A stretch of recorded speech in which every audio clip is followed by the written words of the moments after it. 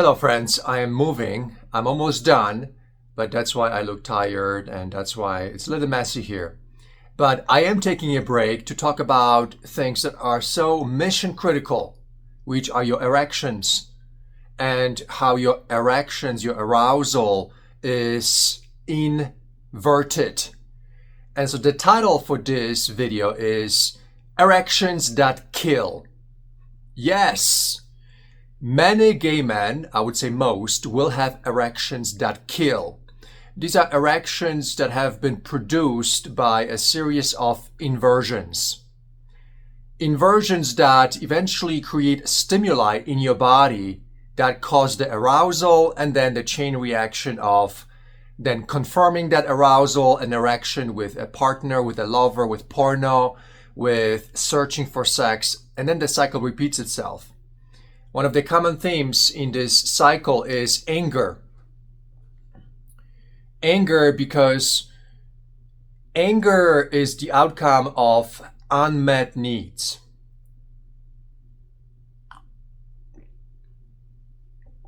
Because when you are searching for sex all the time and you're searching for all the wrong lovers, mostly narcissistic, without emotion, are you going to be happy on the inside? Of course not. You are going to be confused is really the best word to describe it. You're going to be in a state of cognitive dissonance because of all the injury and all the trauma and the shame that is part of our consciousness. We have to take a step back in our analysis of our lives. You have to take a step back, go online, study shame. This is not the homophobia from straight people. That's not the shame that we are talking about. We are talking about the shame that happens from each other, that we actually shame each other. The moment that you look at a man and you look at his genitals, you look at his appearance, and you judge him by his appearance, what do you do to him? And to yourself. To him, you shame him, and to yourself, you're training yourself to be aroused by very primitive sensations, because you're supposed to include emotion, spirituality, communication. You're supposed to get to know the person and then have the arousal. You see, it's all inverted. Over the past 40 years in our gay culture, we have been practicing an inverted mechanism for erections, arousal, and the definition of a lover. We're supposed to get to know people across the span of months and years. And when you have this inverted arousal, that arousal wants an immediate acting out. And that arousal is kidnapped by the unresolved energy inside you from the repetitive trauma and shame and abuse that is happening. So imagine someone smacks you over your face every day. That's going to affect you. It's going to change how you look at the world. You're going to have internal energy that's going to be so potent that your body, your consciousness is going to be searching for ways to act it out. And the easiest way for a man is through arousal. I remember whenever in the past, when I would hook up with people, one of the common themes I remember is that I was upset, depressed, anxious. The moment I would be neutral, I had no interest in meeting strangers.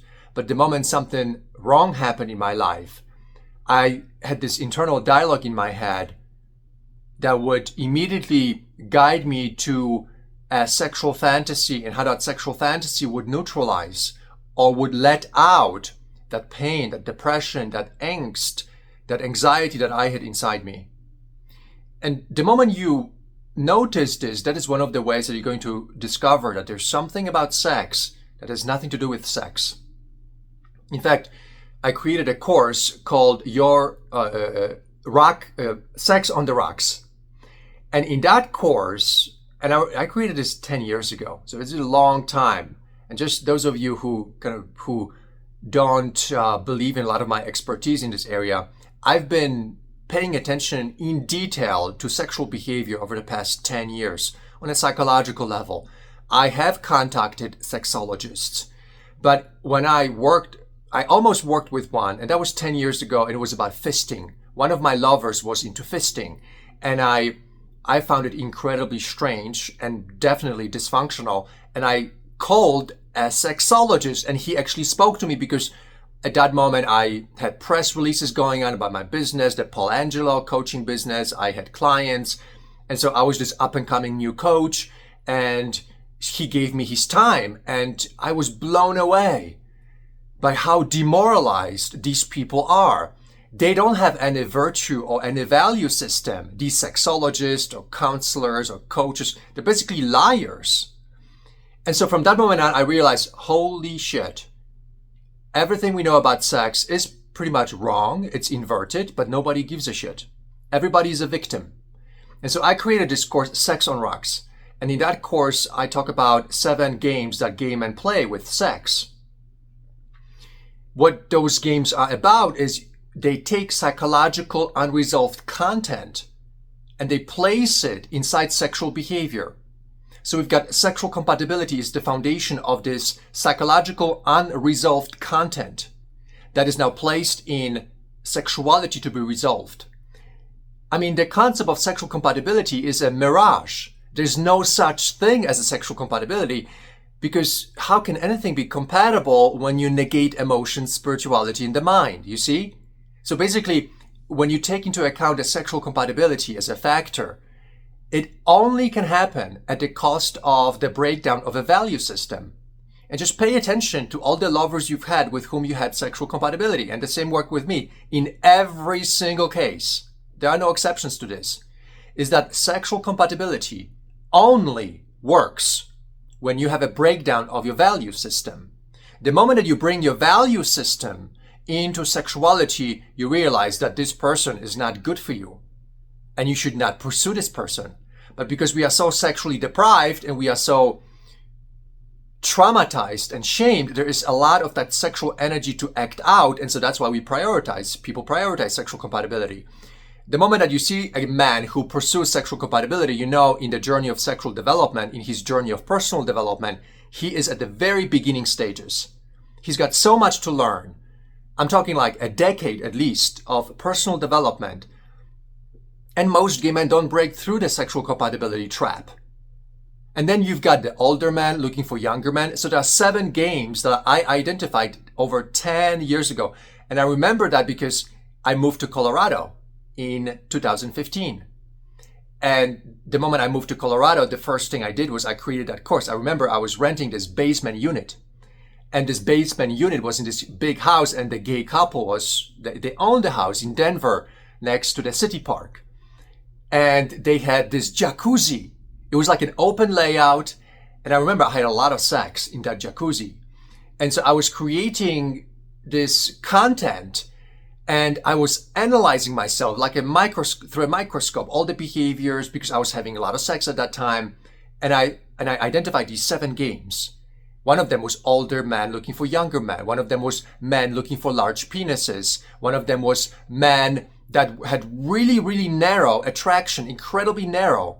And that is a way that they were gaining power, because they were rejecting everybody else. And by rejecting everybody else who looked in a way that was not appealing to them, they were gaining power. That's how they were trying to raise their self-esteem through rejecting all the people out there. So there are 7 games that we play with sex. There's more probably, but these are like the core 7 games. And one of them is sexual compatibility. It's a game with underdeveloped men. Unfinished business with sex.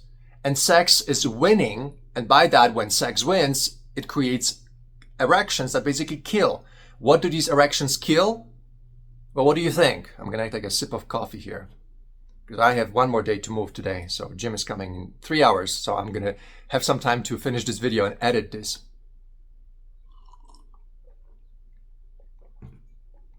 So erections that kill are erections of an unresolved sexual development. And these erections, they kill your soul, they kill your emotions, they kill your future, because you guided to men that should never been permitted to enter your life. One of the myths about our erections and sex in general is that just because you're attracted to somebody, that you should pursue that person. I've always had this very unusual attraction because it's very open and I like chubby guys, So over the years, I've discovered that just because I'm attracted to this guy, I love hiking, I'm incredibly healthy, I don't take any medication, I don't have any health issues, I just have issues with sleeping. But now with my new place, actually, it's like a cave. Man, I'm going to produce so many videos for you guys. I'm going to produce so many courses, and Big Gay Family is going to skyrocket because for the first time in 2 years, I'm going to be able to sleep really well. You can probably tell my eyes are kind of little blurry because I did sleep really well last night, but not over the past year and a half. I was basically almost going crazy from lack of sleep. So my mental health kind of went down a little bit. But anyway, I'm a pretty healthy guy. And so when I'm interacting with these chubby guys, oh my God, it's like they want pizzas. They have no clue about filtering water, fluoride, all the aluminum, all of the poison everywhere. So I can't be with them. I would love to have a chubby lover. Like we would fucking have so much sex. But these chubby guys, they just don't give a shit about their health. And so I train myself. I can be, my erections would be killing me if I pursue these chubby guys, the bearish guys. That's like my standard attraction template. Now I look for thinner guys. And the way I train myself to do that is to spend more time with people. You have to spend more time with people. And you cannot listen to your inverted arousal. Just because you're getting aroused means absolutely nothing. Nothing. And this is what I would recommend to all of you. Just because you have an erection towards a certain looking kind of guy who looks a certain way, he has the traits you're looking for, this means zero. Nothing. You should not pay attention to that. You should allow it to happen because it is coming through you. So it is kind of your thing, but you should not act it out. Instead, what you should do is you should get to know 5-10 people across the span of a couple years and get to know their loving nature, get to know their personalities, notice whether they're punctual, whether they're consistent, committed, whether they have the tools to communicate well. That is what's going to retrain your arousal. Our erections today kill because our erections have developed under the influence of an insane amount of trauma. And trauma is basically interruption of consistency. Consistency is what we need for healthy functioning. If you don't have consistency with people, then everything is trauma. All the ghosting, all the rejections, all the interactions on Grindr. Most 99.99999% of all the interactions that you have are trauma-based. And these are micro traumas. And then you've got the acute traumas, the betrayals that result from, because when you have this inconsistency, you develop cognitive dissonance and you develop trauma bonding. So someone has a big dick and he looks kind of your way, but he's inconsistent. You negate that and you continue with him. You're going to establish a trauma bond and you're going to rationalize and invent reasons to be with him. And many of you who, if you have a betrayal, if you work your way backwards, you'll notice that you rationalized, you invented why this man was good for you, and then the betrayal came, and now you have to put yourself back together. Good luck with that. 3 years, maybe 4 years. It takes a long time after massive betrayal. Anyway, so that lack of consistency is trauma that leads to then acute trauma that you need a psychologist for because it hurts so much. And then because of this chronic trauma, this inconsistency, the ghosting, rejections, the devaluation, the way that people perceive you only through sex as a sex object, that eventually stacks up in your consciousness. It's like every day you're getting smacked right and left, every day, 20 times a day. Eventually you can't take it anymore. You can't take it. Nobody can take it. But in the process, that energy that's inside you will have to be acted out. And that's where the killer erections come in. You think that, oh, this is natural. This is like your body behaving normally. No, your body is not behaving normally with these killer erections. Your body is trying to act out energy inside you that you cannot act out any other ways because you don't have a therapist. You're not journaling. You're not going to hot springs. You're not going for walks. So that energy inside you is kind of like suppressed. It needs to come out. So you're going to have the killer erections. And you're going to be attracted to the killer guys. And that's what's going to kill your life. All the goals are not going to be pursued because you're going to be stuck with all the inconsistency, the trauma forever. I'm telling you guys, I know. How do I know this? Because I've paid that price myself. And I'm going to be 48 in a few days. There's no fucking way. No fucking way. No fucking way I will ever be with anybody who's inconsistent, not punctual, not committed. I don't give a shit how big his dick is. I don't give a shit how much money he has. I don't give a shit about what he looks like. If he's not going to be consistent, show up on time, and respect me in all ways, I'm just going to tell him, go fuck yourself and just goodbye, motherfucker, because that will ruin my life. It ruins everything. Your purpose, your destiny, your ambition, your drive, your sleep, your health, everything fucking flushed down the toilet just because someone has a big dick and wants to fuck you? Are you fucking kidding me? No fucking way. I wish someone taught me how to be this way 20 years ago when I was 28, not 48. That's one of the reasons I'm committed to deliver this truth to you guys, because if I had this knowledge when I was a younger person, my life would have been so far further into progress, into innovation, into businesses, into so much more money, so much more wealth. I'm not a poor person, but I know I could have done a lot better if only I had a strong man like myself show up in my 20s, shake me up, smack me across my face, and tell me to shut the fuck up and to listen and to not pursue my killer erections, but instead to get into personal development ASAP, to learn about sex, learn about trauma and shame in proper ways. But instead, I had all these fist fuckers showing up in my life. And, that's why today I paid a price. And all of you, we are all paying the price of having dysfunctional, toxic lovers most of the time. Well, today I don't have a toxic lover anymore. I have an amazing person in my life. I thank God, thank you, God, thank you. Thank you for sending Jim my way. Oh my God, what a difference it makes when you have some person in your life that is consistent, that's always there, that is a good communicator, that is a loving person. And we are basically like brothers. I've never had that in my life with my lovers, never ever. And that's why I'm telling you all these truths, because I have this comparison. I did have lovers, these big dick lovers before.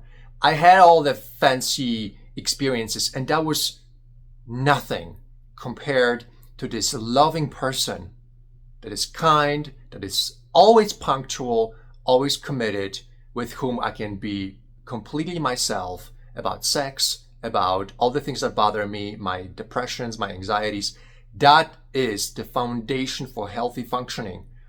We are like friends, we like brothers, we are like soulmates. And based on this experience, I now know what I need to do to get more of that. And this is the foundational also for the design of the Big E Family Social Program. What I've learned through the interactions with Jim over the past 4 years now, and we've had hundreds of trips into hot springs and mountains, is that the consistency is really the solution. It's really simple.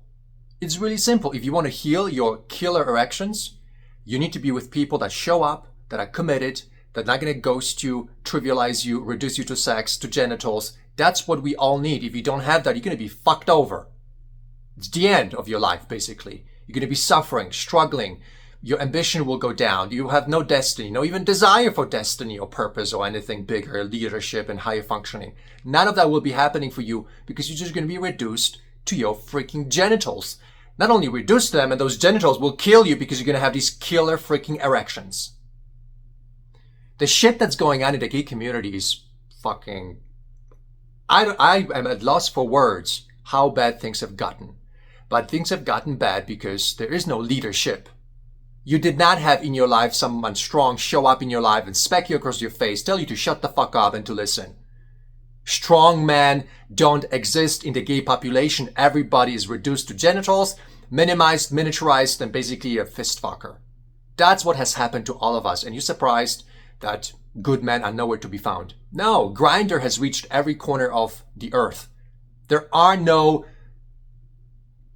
evolved gay men out there, unless they have been in some church somewhere, some temple somewhere, in China somewhere. In America, I don't think so. I interact with lots of men, and most of them have killer erections. And the ones that do personal development, the moment that you start to get deeper and deeper, it's not very fulfilling. I mean, it's not very complete, the personal development that they do, because they're still attracted to the young boys with big dicks to fuck them. I mean, your definition of who you find attractive is a mirror of what has happened to you across your life. Sex is a mirror. Sexuality is a place where you can't hide. Whatever arouses you, the moment you start talking about it, it will reveal to you your underdevelopment, lack of internal center. So you can have a really successful man on the outside, looking successful, and you ask him, what are you into? Slings, leather, BDSM, violent sex, stretching holes, piss play. I mean, and it goes on and on and on. And you think, you look at this man again and you can't have the same impression of him anymore. He's been damaged by sex, while on the outside he looks successful. So go ahead, find me an amazing man today, and I'll give you $100. There are very few and far between, these kind of men. And if they exist out there, the only way they can exist if they were in like a 20-year relationship when they were protected from the gay scene for 20 years. But if they were part of the gay scene, they will have killer erections. And their erections will not be healthy and will distract them for most of their lives. So that's the message for today, my friends. I have to move. It's going to be a rough day. I really hate moving. I hate lifting boxes. And last year when I moved, I hired people. This year, I did not hire people because moving down into the first floor from the third floor, before it was from the second floor to the third floor, I had to take things down and up, so I hired movers. This time, I'm carrying all my boxes myself. So that's the message for today. I'm not going to ramble about sex, but maybe you like this way as opposed to the charts and the frameworks. So I hope this has been helpful. Join us at the Big Gay Family social program, because I am a stickler for consistency in the program. I will not put up with trauma anymore and shame. And so the guys that come into the program, we teach them that the foundation for Big Gay Family is consistency and commitment.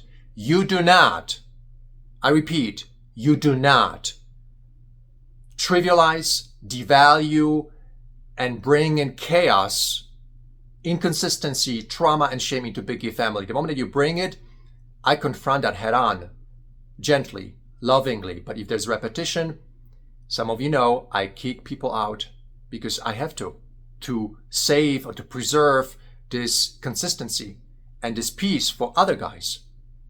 A social place is not a place where you just open the door for everybody. That's what everybody else is doing, and the trauma comes in, shame comes in, and everybody who's there is raptured. I do believe that Big Gay Family social program, the unique thing about it is that because of my personality, I'm a Leo, I do not allow this breakdown to happen here. And because of that, people that are part of Big Gay Family that have been around for a long time, they are still part of it. Because they can't find the same level of peace and protection anywhere else, because anywhere else, nobody gives a shit. And I do give a shit. I do care about this peace, this tranquility, this non-shaming, non-traumatizing social space. And I do have a lot of love to give to the people that deserve it. Yes, deserve it. Not everybody deserves love. And I'm not Jesus Christ, so I can't offer unconditional love.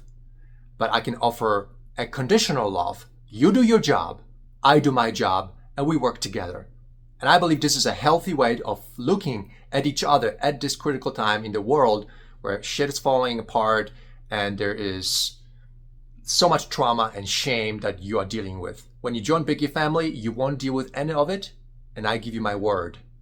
So join us, visit the website biggayfamily.com, join all the men that are part of the program, and begin your social transformation. Again, I hope you found this helpful. I'll see you in the next video. Signing off. Take care.